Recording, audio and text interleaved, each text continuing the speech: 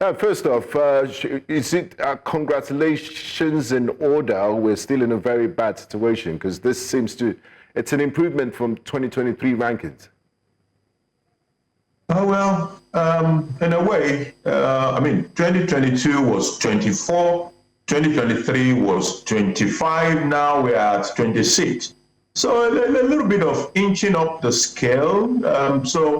It's okay to say congratulations, but in reality, we have a lot of work to do as far as corruption perception is involved.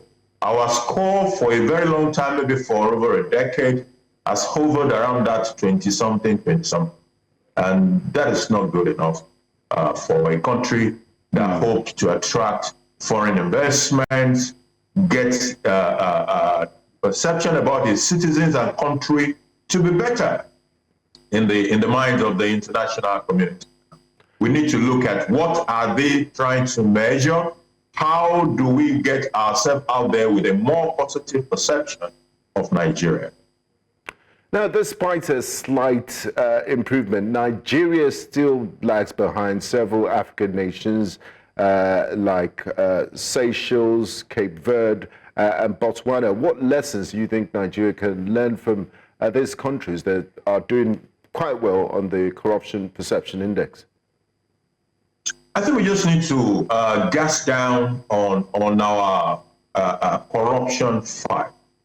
There is a perception that there's a lot of corruption going on in Nigeria, and probably it is not just a perception. There is actually a lot of corruption going on. So our work in the space of prevention, how do we ensure that as much as possible we are able to prevent? Number two, what do we do with detection? If we are those ones that slip through our prevention mechanism, are we able to detect them? Then if we detect them, are we able to prosecute people for wrongdoing and ensure that where they are guilty, people get punished for wrongdoing?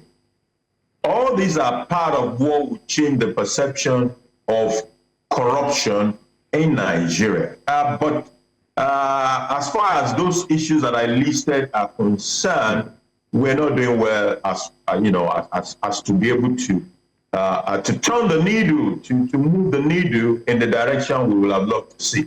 We need to get out of this 26-24 bracket. You have a Ghana which scored like 40%. So why are we still at 26? Now, Mr. Olojede, still talking about government and institutional efforts to improve corruption perception index.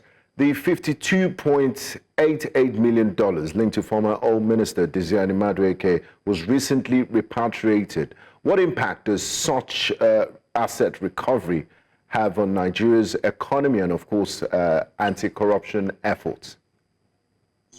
You see, that will not. It is good for Nigeria. We have recovered money. It shows we are putting in effort. You see, but we need to do more in the space of prevention. How long did it take us, for example, to get to that point of recovering the loot that we are talking about? If we had prevented it, would it not have been much better for us than wait for 10 or more years to get repatriation? Don't also forget that even countries like the UK and the US, they don't rank as well as many people would have expected. A country like US does not even feature on the first 20 countries when it comes to corruption perception. And it has continued to even go down on the corruption scale. And these are some of the countries that also harbor the loot from Nigeria. So when those money are stolen in Nigeria, they end up in some of those countries. And it is not surprising that some of those countries are also not scoring as well as many people would have thought they would score. Mr. Olojede, I'm glad you mentioned the issue of the United Kingdom. It's not amongst the top countries, even though they're there. Should nations that facilitate money laundering and serve as a safe haven, because if you look at London, London is widely regarded as a global hub for illicit finance, where stolen funds from countries like Nigeria are often laundered and warehoused. Are they not as corrupt as those who are stealing the money from source in the first place? And why isn't this reflected in the CPI? I think it's part of what will make a country like America to be number 28, for example, on the scale. If you look at those countries that are on top of that scale, they are not typically the country that are haven for stealing wealth of other countries. But countries like, we know where most of the loot that leave Nigeria, we know where they end up in Europe and in America. So that might also have accounted for why those countries are not right up there, unlike the Scandinavians, which are on top of the scale as we have. The people who are harboring criminal funds are equally guilty of crimes because their KYC should have shown that this loot, this money, was stolen money. Why are you taking it into your own economy? Now, Ms. Olojede, just hold your thoughts there. We'll go on a quick commercial break, and when we come back, we'll continue this very important conversation. Do stay with us. Breakfast Central continues shortly. All right, now let's look at the role that the current administration has to play in terms of ensuring the numbers come down. Are there any actions that should have been taken that are yet to be taken? Are there any moves, especially when we're looking at issues like rule of law? We're looking at the role that the judiciary has to play in all of this. So are there actions or steps that I think that the current administration should take to ensure that we have better numbers by next year? Well, we need to look at our systems of internal control over financial management, over our finances generally. We must be asking ourselves questions around why is it easy for public officers, for example, to steal money? Why was it possible for a former accountant general to be found wanting with respect to close to 100 billion naira? What is missing in the system that makes such level of looting possible? And that is issues around internal control.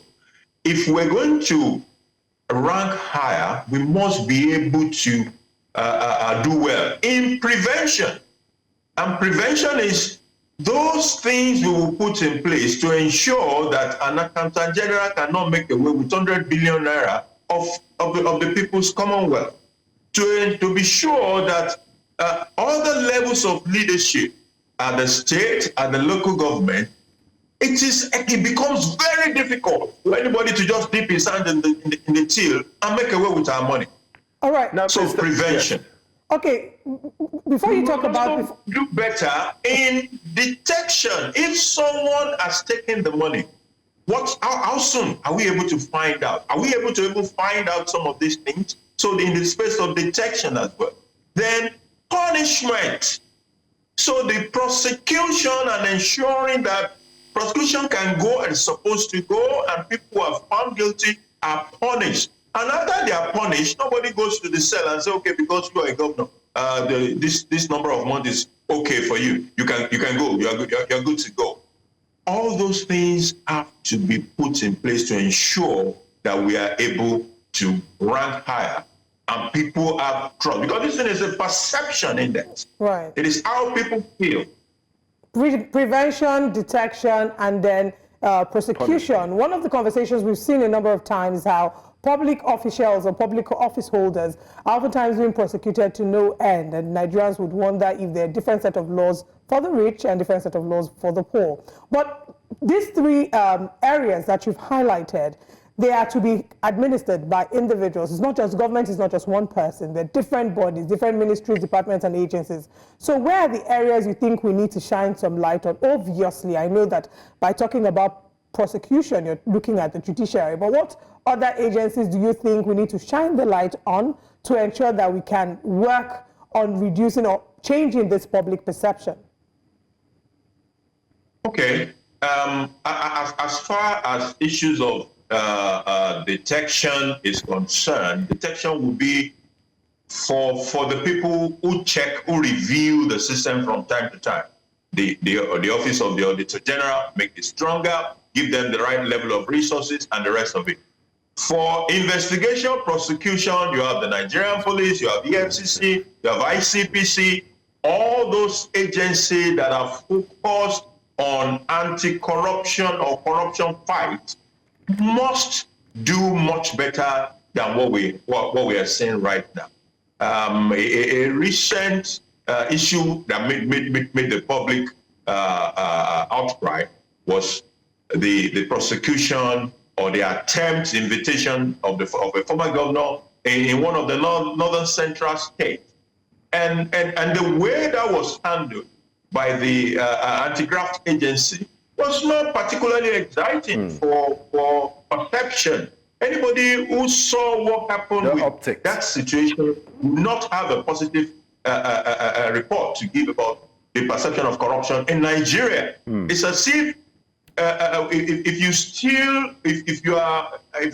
you're able to grab so much, you may actually be above prosecution or above successful prosecution. Now, Mr. Olojede, I have a double-barreled question for you. First, talking about prosecution, do you think the death sentence, some have said the death sentence might actually be a way to curb corruption in government? They look at examples of China, for example, and also Singapore. And also, let's look at the regional and global context of it. Sub-Saharan Africa holds the lowest regional average on the CPI. If you look at the way people think in this part, Kenya, Equatorial Guinea, for example, Nigeria and other parts, they feel, once you get into power, it's our turn to eat sort of mentality. Even the ordinary people say, look, let him enjoy himself as the turn of this tribe, as the turn of this person. When it goes out, they feel governance is an avenue to self-enrichment. How do we begin to change this perception and mentality? And also, do you advocate for the death penalty? Well, when I look at the top countries on that scale, it is not driven by death penalty. China doesn't feature there, and by the way, but Singapore is there. But when you see the Scandinavians, they are top there, Finland, Denmark, and the rest of them. And it's not about death penalty. So I don't think that death penalty in itself is a real issue. Rather, it is the fact that people must be punished. And the punishment could be, simply be a jail term. It could be you could add that on to the naming and shaming. You could, whatever the law says, let's ensure that we're able to bring people to justice, not necessarily death penalty. Then, what was the other question? It's our turn to eat mentality. It's the national case. Corruption is more systemic than thinking only about the public sector. The financial system must rise up to the occasion to be able to help us in that part. The reality is that there is a limited amount to how much an individual can steal in cash. So there are systems which are not necessarily run by government, but by the private sector that are also facilitating this. And some of the graft, even in the private sector, will stun you. There was a recent case in one of the banks where a single staff was said to have, been involved in some stealing that were up to 40 billion naira. In fact, they just got a leave of the court to impound over 1 billion from what that guy stole.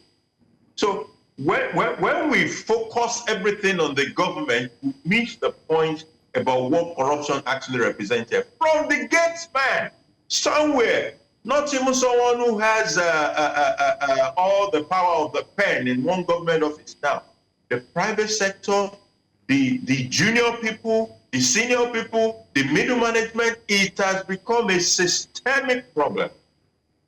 And some of the people who even criticize today, challenge them, put them in a position where they come in contact with that opportunity for the same grant. They will do the same. So when we are dealing with a systemic problem, we must also do a bit of research.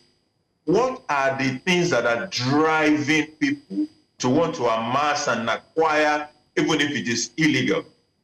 so that issues of reorientation will also come into play to ensure that we can move the needle as far as this corruption perception is involved. All right. I think the final question from this end will be to talk about the challenges we have with taxation, and if you think that sort of digitizing government processes would maybe help in curbing corruption. Yeah, if taxation is properly deployed, it could help to curb fraud. Because when you see people with certain level of wealth, you must go. In America, Uncle Sam will come up to you.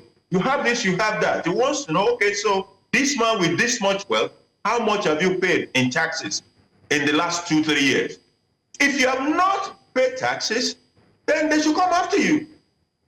These are part of what is not happening here. We have a case that is my favorite. Someone contested for presidency in Nigeria. The person was a 2-time governor, 8 years a governor.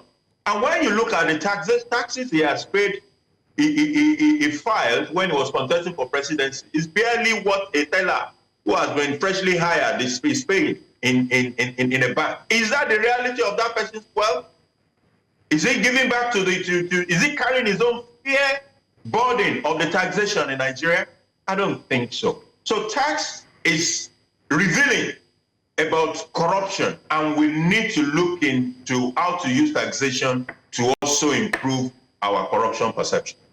All right, Mr. Gbolahan Olojede, thank you very much for speaking to us about Nigeria's ranking on the Global Corruption Index. We look forward to seeing positive numbers. But now that we've wrapped up that conversation, we want to ask you a completely different question, because we understand that this is also an area that you specialize in. If you've gotten the updates regarding the CBN's taxes, I wouldn't call it taxes, but the rates that they are, attaching to those who need to withdraw money from the ATM.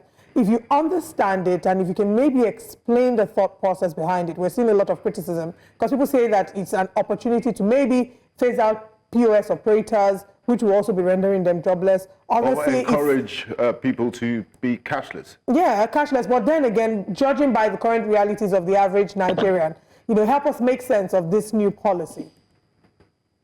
Well, the reason being given for the policy direction is that you want more deployment of ATM.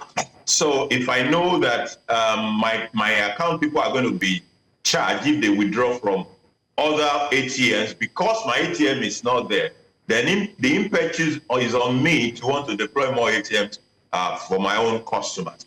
But I don't think that research is well grounded.